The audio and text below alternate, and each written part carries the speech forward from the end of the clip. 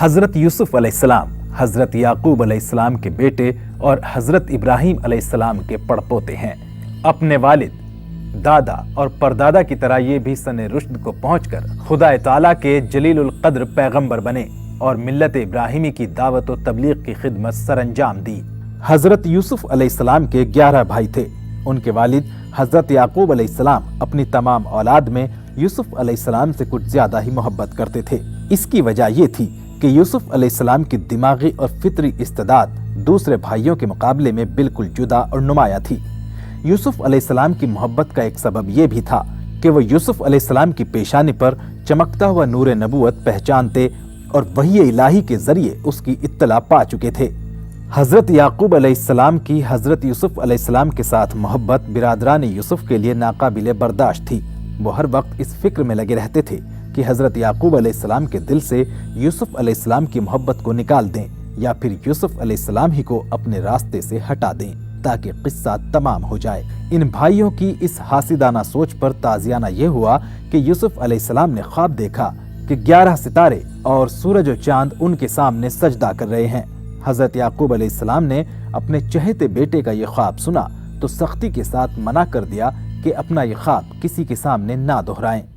اذ قال یوسف لأبیہ یا ابت انی رأیت 11 کوكبا والشمس والقمر رأیتهم لی ساجدین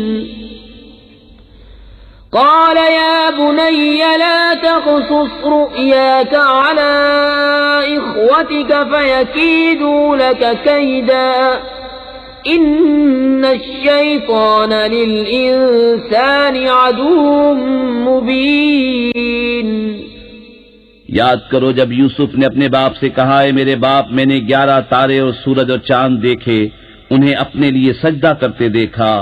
کہا ہے میرے بچے اپنا خواب اپنے بھائیوں سے نہ کہنا کہ وہ تیرے ساتھ کوئی چال چلیں گے، بے شک شیطان آدمی کا کھلا دشمن ہے۔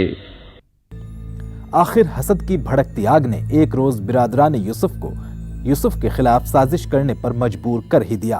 اذ قالوا ليوسف واخوه احب الى ابينا منا ونحن عصبة ان ابانا لفي ضلال مبين اقتلوا يوسف او اطرحوه ارضا يخل لكم وجه ابيكم وتكونوا من بعده قوما صالحين قال قائل منهم لا تقتلوا يوسف وألقوه في غيابة الجب يلتقطه بعض السيارة إن كنتم فاعلين۔ جب بولے کہ ضرور یوسف اور اس کا بھائی ہمارے باپ کو ہم سے زیادہ پیارے ہیں اور ہم ایک جماعت ہیں، بے شک ہمارے باپ صراحتاً ان کی محبت میں ڈوبے ہوئے ہیں، یوسف کو مار ڈالو یا کہیں زمین میں پھینک آؤ کہ تمہارے باپ کا منہ صرف تمہاری ہی طرف رہے اور اس کے بعد پھر نیک ہو جانا۔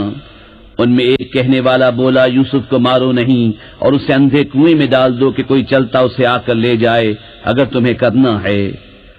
اس مشورے کے بعد سب جمع ہو کر حضرت یعقوب علیہ السلام کی خدمت میں حاضر ہوئے اور کہنے لگے کہ آپ یوسف کو ہمارے ساتھ سیر کرنے نہیں بھیجتے، کیا آپ کو ہم پر اعتماد نہیں ہے؟ ہم سے زیادہ اس کا محافظ کون ہو سکتا ہے؟ قالوا يا أبانا ما لك لا تأمنا على يوسف وإنا له لناصحون أرسله معنا غدا يرتع ويلعب وإنا له لحافظون۔ بولے ہمارے باپ آپ کو کیا ہوا کہ یوسف کے معاملے میں ہمارا اعتبار نہیں کرتے اور ہم تو اس کے خیر خواہ ہیں، کل اسے ہمارے ساتھ بھیج دیجئے کہ میوے کھائے اور کھیلے اور بے شک ہم اس کے نگہبان ہیں۔ حضرت یعقوب علیہ السلام سمجھ گئے کہ ان کے دلوں میں کھوٹ ہے اور یہ یوسف کو نقصان پہنچانے کے در پہ ہیں، مگر صاف لفظوں میں اس کا اظہار نہیں کیا۔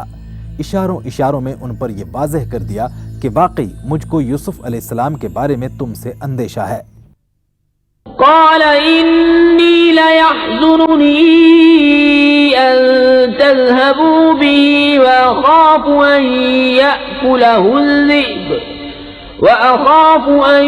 يأكله الذئب وأنتم عنه غافلون.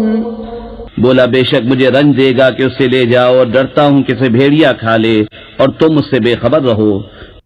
یوسف علیہ السلام کے بھائیوں نے یہ سن کر بیک زبان کہا قالوا لئن أكله الذئب ونحن عصبة إنا إذا لخاسرون.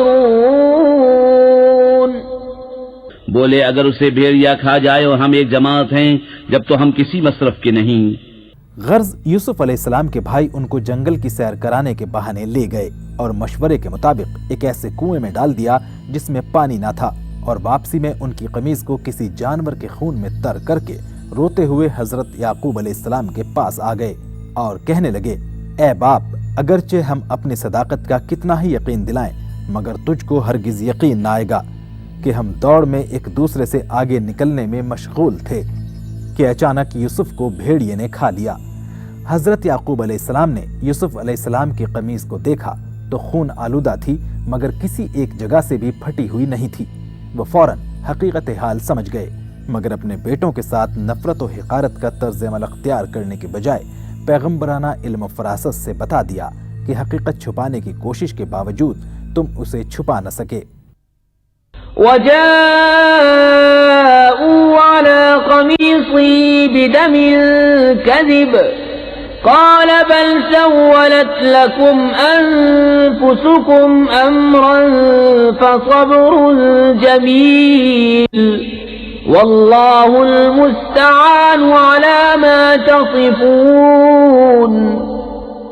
اور اس کے کرتے پر ایک جھوٹا خون لگا لائے. کہا بلکہ تمہارے دلوں نے ایک بات تمہارے واسطے بنا لی ہے تو صبر اچھا، اور اللہ ہی سے مدد چاہتا ہوں ان باتوں پر جو تم بتا رہے ہو.